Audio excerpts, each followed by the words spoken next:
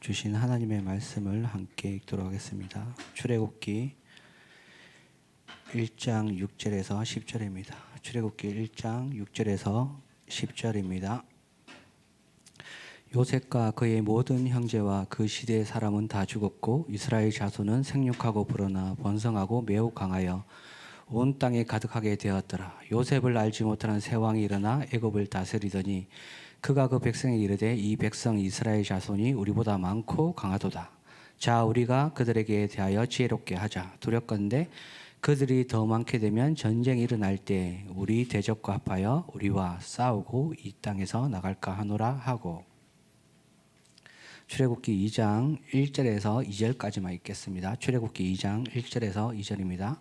레위 가족 중 한 사람이 가서 레위 여자에게 장가들어 그 여자가 임신하여 아들을 낳으니 그가 잘생긴 것을 보고 석 달 동안 그를 숨겼으나. 아멘. 오늘 주신 말씀처럼 저와 여러분이 어려움을 겪는 그 시간이 하나님의 절대 가능을 보는 시간이라고 말씀하셨습니다. 그 시간에 흑암을 없애는 창조의 빛 그리스도로 각인되는 시간이고요. 또 저와 여러분들이 세상을 살려야 하는 그 부르심을 받았기 때문에 보좌의 능력을 말씀과 기도로 각인하는 시간이라 주셨습니다. 그와 동시에 지금 우리가 알든 모르든 전 세계 영적인 저주재앙이 일어나고 있습니다. 드러나게 일어나고 보이지 않게 일어나고 있습니다. 그걸 막을 사명을 하게 하는 시간이라고 말씀을 주셨습니다. 그래서 가장 중요한 게요, 저와 여러분이 이 사명이 버거우기 이전에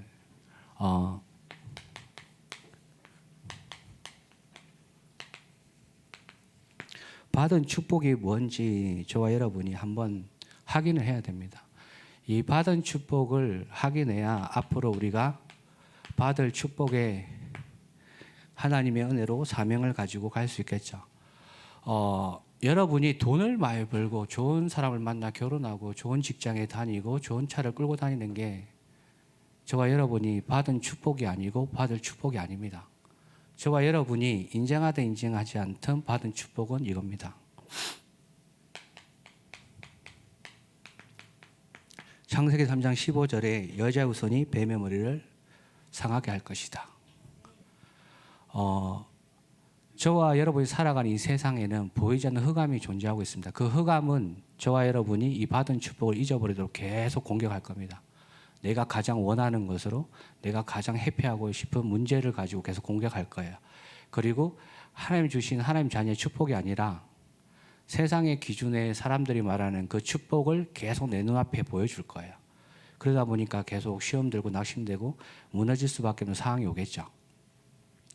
그때 여러분이 이 사단의 권세를 멸하신 예수 그리스도 이름으로 기도하시기 바랍니다.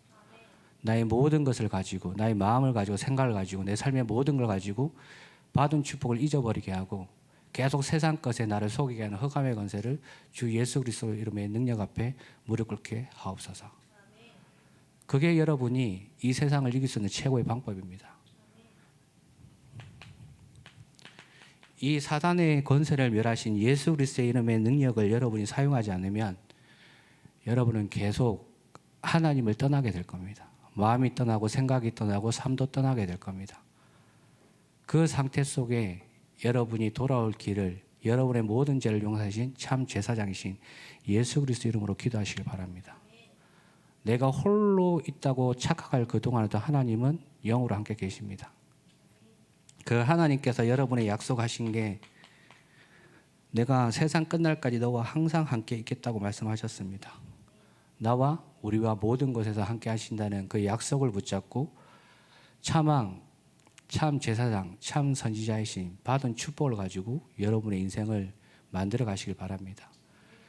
이게 여러분이 받을 축복이고 앞으로 전달될 축복입니다. 이 축복 속에서 여러분들이 이 그리스도라는 단어를 놓치면 여러분들은 원하든 원치 않든 모든 것이 변질되어 갈 겁니다. 그런데 이 그리스도의 언약을 붙잡을 때 여러분은 그리스도 예수 안에 있는 생명의 능력으로 하나님 자녀의 축복을 나의 것을 누리는 걸 넘어서 현장을 변화시킬 그 응답이 주역이 될 겁니다. 변질되어 버린 개인과 시대와 나라를 살릴 수 있는 오직 복음의 능력을 가지고 변화시킬 수 있는 그 주역이 여러분들입니다. 내가 청년의 때 무슨 힘이 있습니까? 내가 어떤 노력을 해야 됩니까? 그게 아니라 여러분은 하나님이 부르신 전도자입니다. 그래서 제가 계속 청년굴을 위해서 기도하는 기도 제목은 그겁니다. 2년 전인가 청년 수련회 때 그 말씀 주셨어요. 청년의 말을 장로들이 듣겠느냐? 교육자가 알아듣겠느냐? 요청한다고 그 사람들이 들어서 수긍하겠느냐? 절대 그럴 일이 일어나지 않는다. 되게 낙심되죠. 황당하죠. 그 뒤에 말씀 뭐라고 했냐면 여러분들이 먼저 그리스도의 능력을 가지고 응답받으면 다 따라오게 돼 있다. 청년의 때는 많은 게 혼란스럽고 앞으로 가야 될 인생의 궁금증도 많을 것이고 부딪히는 문제도 많잖아요. 근데 오늘 주신 강단 말씀처럼 그 시간이 유일무이한 전무후무한 하나님이 허락하신 시간이고 응답을 찾는 시간입니다. 그래서 여러분이 변질되어 버린 그 마음을 생각을 그리스도 앞으로 내려놓으시길 바랍니다. 그러면 그리스도의 능력이 차고 넘쳐서 여러분을 변화시키실 겁니다. 그래서 오늘 출애굽기 1장 6절에 10절에 보면 변질되어 버리죠. 요셉을 알지 못한 새 왕이 일어났는데 그 왕이 한 일이 뭐냐? 자, 우리가 그들에게 대하여 지혜롭게 하자. 두렵건대 그들이 더 많게 되면 전쟁이 일어날 때 우리의 대적과 합하여 우리와 싸우고 이 땅에서 갈까 하노라. 일어나지도 않는 일을 두려워하죠. 그래서 미리 준비하는 거예요. 하나님을 떠나 있는 모든 사람들은 하나님의 인도와 역사와 보호가 없습니다. 그래서 자기 노력과 열심으로 살아가야 돼요. 그 노력과 열심이 한계 딱 부딪히면 자기보다 능력이 뛰어난 사람에게 달려가죠. 자기 인생에 대한 해답을 요구하면서. 그러니까 그 인생은 영적으로 사탄마귀에 사로잡혀 있는 거예요. 자기 노력과 열심으로 뭔가를 하지 않으면 계속 채울 수 없는 그 상태 속에 있는 거예요. 근데 그걸 모르죠. 오늘 새로 일어난 바로 왕은 요셉을 알지 못했다. 뭐냐? 복음을 들어본 적이 없는 거예요. 요셉이 있었던 시대는 복음이 그 시대를 살릴 뿐만 아니라 후대까지 살렸는데 그 복음이 끊겨버린 거예요. 끊겨버리니까 변질되어 버린 거예요. 그래서 자기들 살아남기 위해서 일어나지도 않는 그 일이 두려워서 미리 준비하는 거죠. 근데 그 일어나지도 않는 그 일에 미리 준비한 게 뭐냐? 출애굽기 2장에 나오죠. 모든 싹이 될 존재를 다 죽여버리는 거예요. 변질되어 버린 그 시대는 생명이 살아나지 않습니다. 생명이 죽은 거지. 이 변질되어 버린 마음 가지고는 나도 못 살리고 사람을 살릴 수도 없고 세상을 살릴 수가 없어요. 그런데 오늘 출애굽기 2장 1절에서 2절 그 변질버린 시대를 살리기 위해서 레위 남자가 레위 여자한테 장가들어요. 결혼을 이야기하는 게 아니라 언약을 가진 사람이 언약 가진 사람과 함께 시대를 살리기 위한 시작을 준비한다는 겁니다. 여러분 홀로 있는 게 아니라 하나님 주신 언약을 붙잡은 청년국 안에 교회 안에 이 언약과 이 기도가 소통되는 팀을 하나님 준비하셨다는 거예요. 그 팀이 준비되어질 때 하나님이 현장을 살리신다고 말씀을 주시는 겁니다. 그래서 저와 여러분들이 이 팀의 응답을 받기 위해서 가장 중요한 게 저번 주 강단입니다. 로마서 12장 1절 2절 말씀처럼 그러므로 형제들아 내가 하나님의 모든 자비하심으로 너희를 권하노니 하나님이 기뻐하시는 거룩한 산 제사로 드리라. 이는 너희가 드릴 영적 예배니라.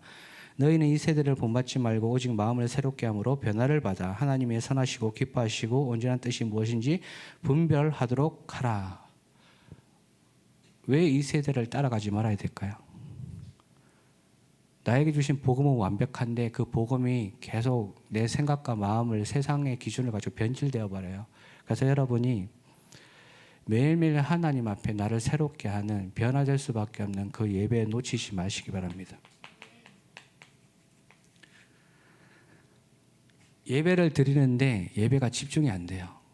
방금까지 기도하고 예배를 드리는데 계속 딴 생각이 나고 세상 걱정이 오고 내일 뭘 먹지, 내일 어떻게 해서 일을 처리하지 그런 생각이 계속 들 거예요. 창세기 3장 15절 창왕이신 그리스도의 이름의 능력으로 꺾으시길 바랍니다. 저는 여러분 앞에 간증드릴 내용이 하나도 없는데 제가 지금까지 인도받았던 모든 답은 예배 속에서 나왔어요. 근데 그 예배가 잘 안 되더라고요. 딱 앉았는데 영상을 틀고 딱 필기를 하려고 그러는데 그때부터 염려, 걱정이 오고 딴 생각이 자꾸 와요. 왜 그런지 몰랐어요. 아, 내가 부족한가? 내가 예배 드릴 수 없는 상태인가? 나 예배 드리면 안 되는가? 제가 사탄이라도 예배 속에서 하나님의 새로운 힘을 못 받도록 계속 방해할 것 같습니다. 그러니까 예배에 모든 게 담겨져 있습니다. 그러니까 여러분이 혹시라도 내가 궁금하거나 질문이 생기는데 답을 못 찾았어요. 예배 속에서. 그래서 너무 답답해요. 힘들어요.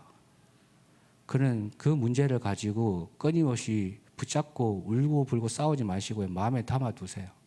그냥 담아두시고 예배를 계속 들여다보면 어느 순간에 여러분이 담아둔 그 문제에 대한 답을 예배를 통해서 주십니다. 그걸 보고 은혜라 그러죠. 근데 이걸 빨리 좀 확인하고 하나님 앞에 나가는 걸 보고 사명이라 그러죠. 그러니까 열심히 할 필요가 없어요. 예배는 그냥 편안하게 드리시면 돼요. 근데 그 예배에 집중이 안 된다. 그리스도의 이름의 능력으로 하나님 앞에 나갈 수 있도록 집중을 하시면 됩니다. 저와 여러분의 방향과 목적과 기도가 하나님과 맞지 않으면 여러분도 알게 모르게 모든 삶이 하나님과 비껴가는 삶이 돼요. 그 삶을 저도 살아왔었고 여러분도 한 번씩 경험하셨을 거예요. 그래서 여러분이 붙잡을 수 있는 건 예배를 통해서 그리스도를 붙잡으셔야 돼요. 왜? 그리스도는 하나님을 만나는 유일한 길입니다. 그리스도는 하나님이 이 세상에 허락하신 유일한 이름이고 모든 제사함과 사단의 권세를 멸할 수 있는 유일한 하나님의 방법이에요. 그 방법으로 저와 여러분이 구원을 받은 겁니다. 여러분이 교회 열심히 나와서 10년, 20년 다녀서 남들 모르게 일 없이 조용히 헌신을 많이 해서 헌금을 많이 해서 그렇게 따지면 저는 구원받을 자격이 없는 사람이에요. 저희는 하나님의 은혜로 구원을 받은 하나님 자녀고 하나님 주신 유일한 방법은 예수 그리스도예요. 그 예수 그리스도를 날마다 외치고 집중하고 도전하는데 잘 안 된다. 진짜 여러분이 예수 그리스도에 절실하시고 내가 이게 아니면 내 삶의 인생이 너무 답답하고 뭔가 다른 걸 찾기에는 조금 막막하면 끝까지 한번 붙잡아 보세요. 이 예수 그리스도의 이름의 능력을. 여러분이 어설프게 붙잡고 대충 붙잡으니까 붙잡다가 놓치고 나와버리고 다른 걸 보잖아요. 근데 진짜 내가 힘들고 어려우면 모든 방법 총동원했는데 그 방법이 다 안 통하면 붙잡게 되어 있습니다. 예수 그리스도를. 그 속에 하나님이 왜 이걸 붙잡게 하시고 왜 이것만이 오직 답인지를 여러분의 감정을 통해서 삶의 수준을 통해서 지식을 통해서 환경을 통해서 다 알게 하실 겁니다. 그래서 예수 그리스도만이 모든 문제의 답입니다. 제가 현장에 들어가는데 한 분이 소원이 뭐냐면 하나님 이 예수 그리스도가 내 가정을 살리게 해주세요. 이 예수 그리스도가 모든 사람을 내 주위의 모든 사람을 살리게 해주세요. 그렇게 기도하시는 분이 계셨는데요. 지금 어떻게 상황이 됐느냐. 자기 혼자 몸으로 아무것도 움직일 수 없는 상태에 누워 계세요. 그래서 요양보호사가 와서 물도 먹여주셔야 되고요. 모든 걸 해줘야 돼요. 그런데 이분의 마음과 생각은 항상 예배 속에서 하나님 자녀의 축복과 권세를 누리고 싶어 하세요. 그래서 팀을 짜서 거기 들어가는데 제가 월요일마다 들어가요. 근데 신기하게 뭐냐면 월요일마다 들어가는데 제가 갈 때마다 요양보호사가 다 바뀌어요. 그래서 기도 제목이 뭐냐면 요양보호사가 지속적으로 케어해 줄 수 있도록 그런 만남을 달라고 기도를 하세요. 가족들은. 그래서 저도 갈 때마다 되게 좀 낯설어요. 예배를 드리러 가는데 집사님은 누워 계시지만 그 옆에 도와주는 분은 계속 바뀌잖아요. 그러니까 제가 생긴 건 이래도 사람 만나서 말을 잘 못해요. 부끄러움이 많아가지고. 근데 딱 첫날에 갔는데 예배를 딱 드리려고 하는데 이분이 쑥 들어가는 거예요. 옆방으로. 그 뭐지? 싶어가지고. 그래서 예배를 드렸어요. 집사님이랑. 그러니까 집사님은 눈만 껌뻑껌뻑 대세요. 예배 드리고 또 길게함이 피곤하시니까 한 10분 정도 예배 드리고 기도하고 나왔거든요. 나왔을 때 제 머릿속에 하나님이 빵 하면서 뭘 느끼게 하셨냐면 이 집사님의 소원은 뭐냐면 내 주위의 모든 사람이 복음을 듣는 거였거든요. 근데 집사님의 상황은 자기 혼자 아무것도 할 수 없는 상황이에요. 얼마나 무기력하고 답답하고 그 마음이 무겁겠어요, 가족들은. 그래서 제가 그렇게 딱 하고 뭔가를 한테 딱 맞은 것 같고, 다음 주에 만약에 이 요양보호사가 있으면 복음을 전해야 되겠다 생각을 하는 거죠. 그러니까 다음 주 딱 갔는데 그분이 없어요. 다른 분이 와 계시는 거예요. 또 예배를 딱 들렸는데 그분이 또 저 구석방으로 가시는 거예요. 그러니까 제가 그때 캐치를 했어요. 아, 이분들 다 안 믿는 분들이구나. 아, 그래서 예배 드릴 때 일부러 피해 주시는구나. 자기들이 불편하지 않을까 봐. 그래서 제가 뭐 했냐면 그 자리에서 복음을 선포했어요. 옆에 들으라고. 되게 큰 목소리로. 그리고 3주차 갔는데 또 다른 분이 오는 거예요. 똑같이 했어요. 4주차에 또 다른 분이 오는 거예요. 제가 뭘 말하려고 하냐면 이 집사님의 상황과 사정은 절대 불가능해요. 아무것도 할 수 없는 상황이에요. 옆에 누가 도와줘야 돼요. 그런데 그 집사님의 기도 제목은 뭐냐? 나를 만나는 모든 사람이 복음을 들었으면 좋겠습니다. 제가 무슨 이야기 하시는지 대충 이해되시죠? 내 상황과 내 어려움과 형편과 상관없이 하나님 복음이 전해지길 원하세요. 나에게 문제가 왔다. 문제가 온 것도 복음을 전하는 시작입니다. 갈등이 왔다. 복음을 확인하는 시작입니다. 위기가 왔다. 이 복음으로 답을 내는 기회입니다. 그런데 여러분이 그걸 회복할 수 있는 힘이 언제냐면 예배예요. 예배. 예배를 통해서 하나님의 말씀을 마음에 담으셔야 돼요.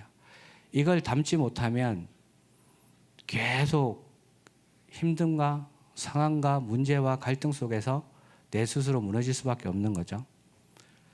그렇다면 변질되어 버린 이 복음이 절대 다른 사람을 살릴 수 없는데 이걸 변화시킬 복음으로 내가 그 현장을 살리려고 한다면 무엇부터 해야 될까요?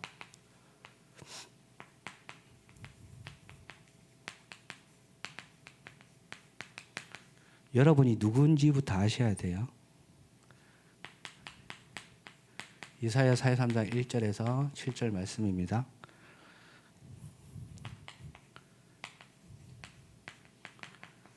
하나님이 만드신 나, 하나님이 여러분을 지명하여 불렀답니다.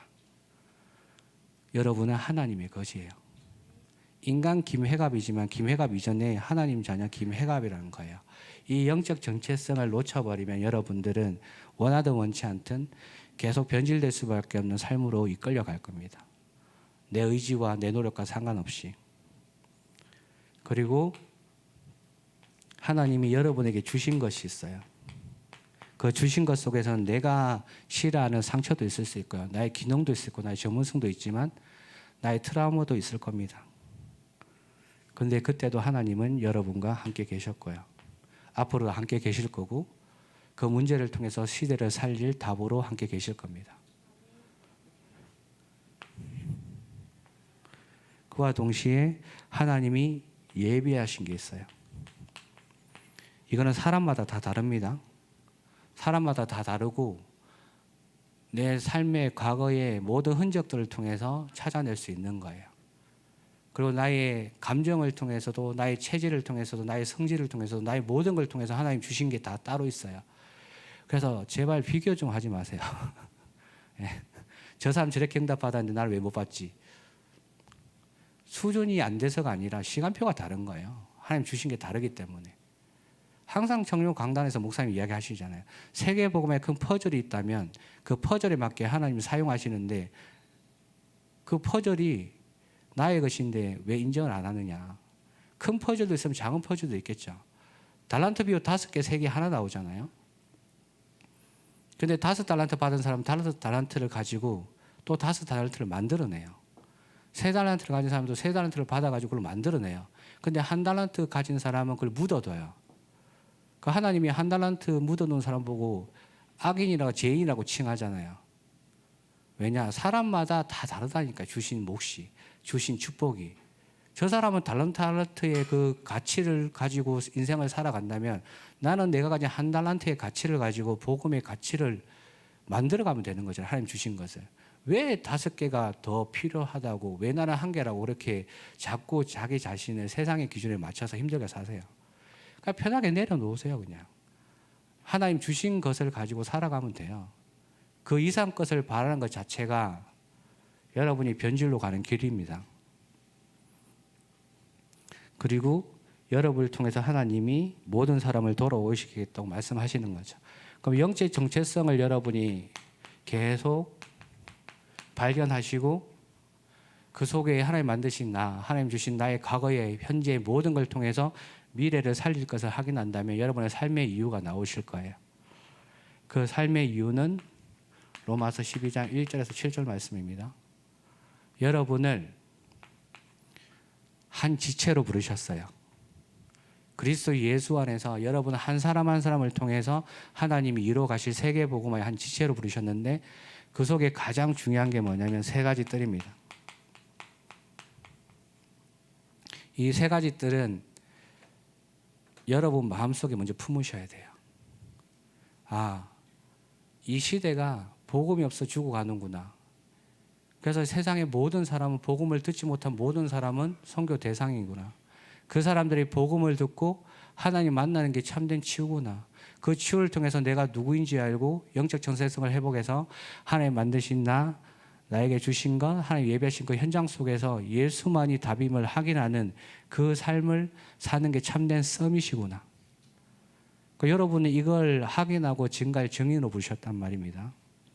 그리고 이 세 가지 뜰의 소원이 하나님의 소원이기 때문에 이걸 함께 협력하여 선을 이룰 수 있도록 여러분을 한 몸으로 부르신 거예요.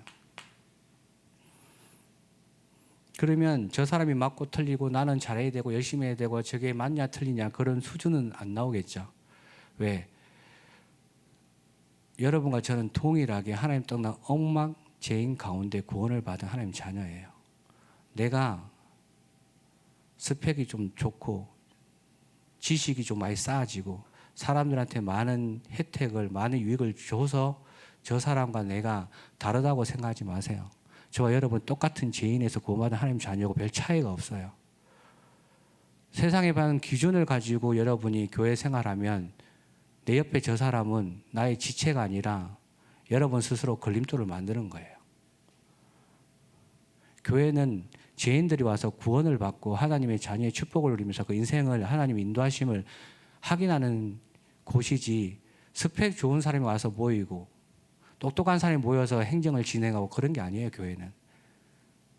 분명히 교회는 그리스도가 머리라고 말씀하셨잖아요. 그 그리스도는 누구예요? 모든 죄와 저주와 사망의 권세에서 완전 해방하신 분이잖아요. 그분의 능력으로 구원받은 우리가 높고 낮음이 없다니까요. 그런데 세계복음화라는 그걸 이루기 위해서 하나님이 한 지체로 각자의 전문성과 각자의 필요에 따라서 그 일을 맡기시는 거예요. 그런데 더 중요한 거는 여러분 이거 놓치시면 안 돼요. 영적 예배. 결론에 다시 말씀드리겠지만 여러분이 줄 강단을 통해서 하나님이 나를 인도하심을 확인하셔야 돼요.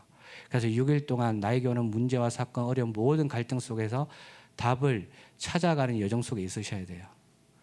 답을 못 찾더라도 그 여정 속에 내가 있음을 항상 말씀 속에서 확인하셔야 돼요. 그래야 여러분이 여러분과 함께하는 하나님의 능력을 덧입어 변화가 되어져요. 그렇다면 최종적으로 하나님이 우리에게 원하시는 게 있어요. 그 원하시는 게 뭐냐? 교회를 잘 섬겨라. 행정을 잘해라. 헌신을 잘해라가 아니라 저와 여러분이 영적인 출애굽을 하기 원하십니다. 모든 여러분이 가지고 있는 지식과 지혜를 넘어서 하나님의 말씀으로 인도받기를 원하세요. 오늘도 강단에서 말씀 주셨잖아요. 분명히 출애굽했는데 영적인 상태로 영적인 출애굽이 안 된 상태이기 때문에 계속 묶여서 불평, 불만, 자기 수준, 생각. 그래서 하나님 세우신 지도자를 막 자기 잣대를 가지고 막 이야기하고 평가하잖아요. 그거 세상 기준이잖아요. 그죠? 나에게 유익이 되면 좋은 사람, 나에게 유익이 안 되면 좀 멀리의 사람, 나쁜 사람. 그게 초등학교 수준이잖아요. 그러니까 영적 출애굽에 하나님 주신 방법은 세 절입니다. 여러분은 예수 그리스도의 이름의 능력으로 구원을 받으셨고 그 예수 그리스도께서 하나님 앞에 기도하셔서 보내주신 성령의 역사와 인도 속에서 여러분이 지금 인생을 가고 여러분의 모든 배경은 내 수준과 상관없이 하늘 보좌의 배경을 누리는 하나님 자녀예요. 이거 놓치면 안 돼요. 이게 영적 출애굽의 키예요.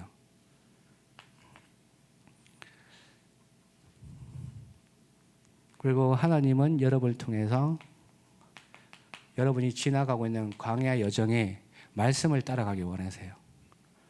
그 말씀이 내 수준과 내 상황과 내 감정과 맞지 않더라도 아멘하고 받으시고 그 속에서 답을 찾으셔야 됩니다. 이걸 하나님이 계속 우리에게 이 부분에 강조하시는 이유는 뭐냐면 저와 여러분은 세계 복음할 사람이기 때문입니다. 왜? 세계 복음만이 이 복음이 선포되고 증거되는 것만이 시대를 살릴 수 있고 개인을 살릴 수 있고 더 나아가 후대를 살릴 수 있는 길이기 때문입니다. 결론입니다.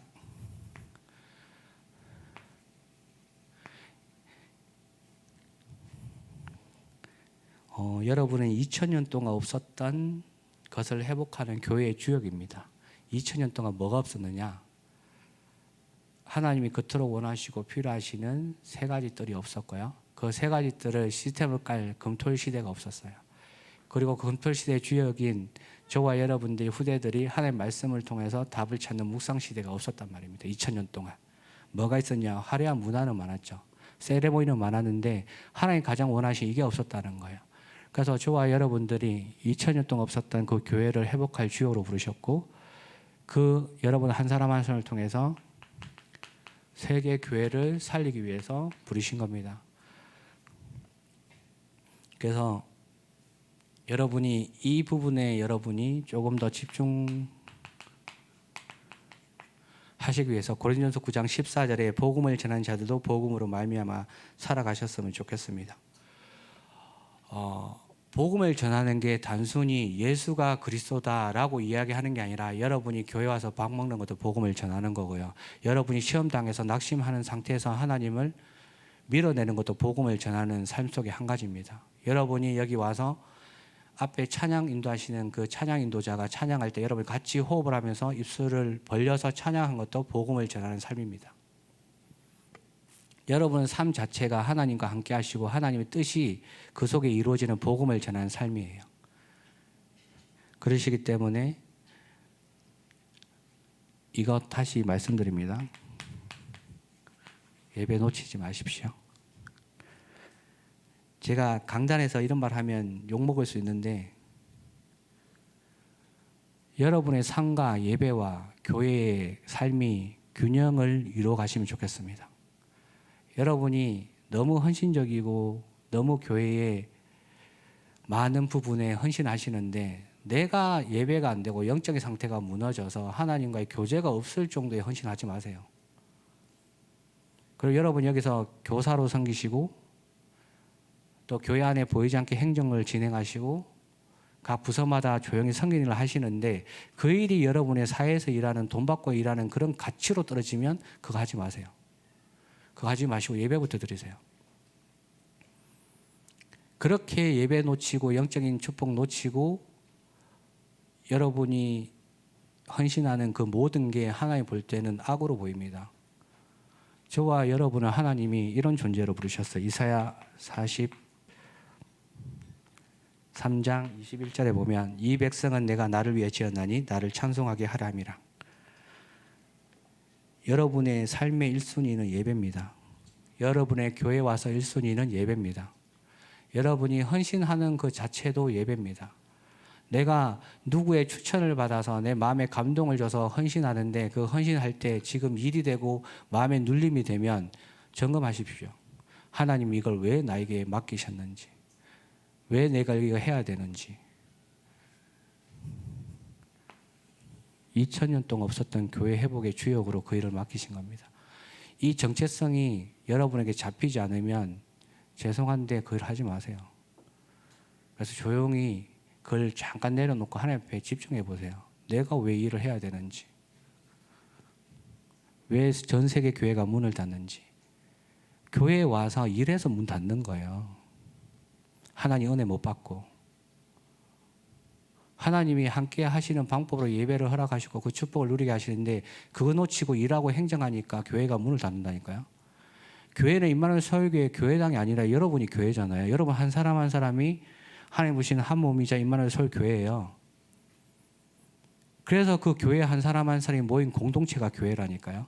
그러면 이 시스템은 왜 필요하냐? 건물은 하나님 원하시는 세 가지 뜰에 대해서 그 마음을 담고 있는 여러분들이 많은 사람을 살려야 되기 때문에 이 시스템이 필요한 거예요.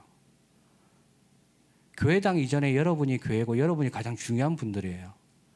그거 잊어먹고 놓쳐버리고 예배 안 하고 헌신하고 하다가 그렇게 힘들게 살지 마시라니까요.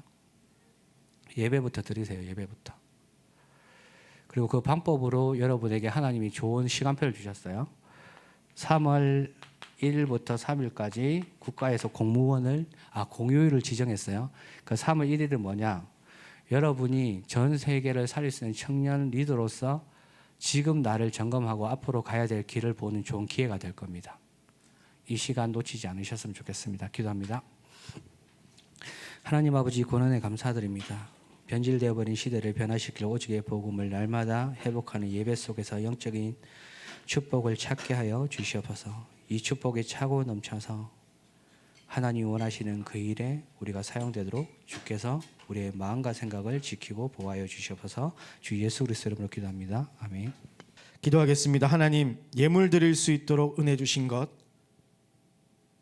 감사드립니다.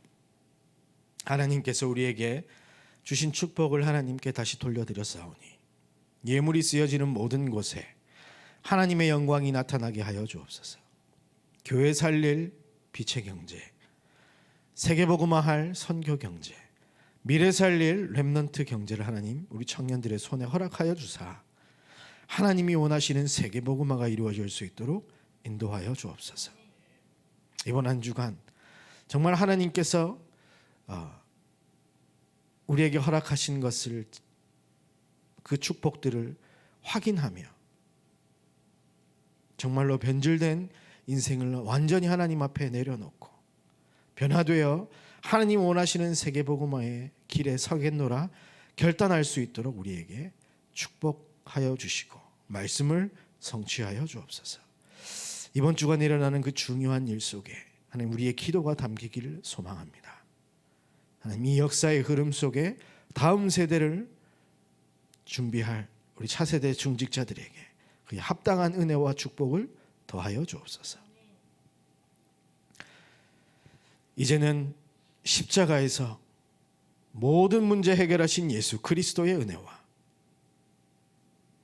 지금도 말씀을 성취하시는 하나님 아버지의 영원하신 사랑과 우리와 함께 하시며 내주 인도 역사하시는 성령님의 역사하심이 한 주간 주신 약속 붙잡고 받은 축복을 확인하며 나의 변질된 모든 생각을 그리스도 앞에 내려놓고 하나님이 원하시는 것으로 충만히 채우겠다 결단한 모든 하나님의 사람들 머리 위에, 이들의 만남과 현장 위에, 새로 출발하는 새 가정 위에, 우리 임마누엘 서울 교회 위에 이제로부터 영원까지 항상 함께 있을지어다.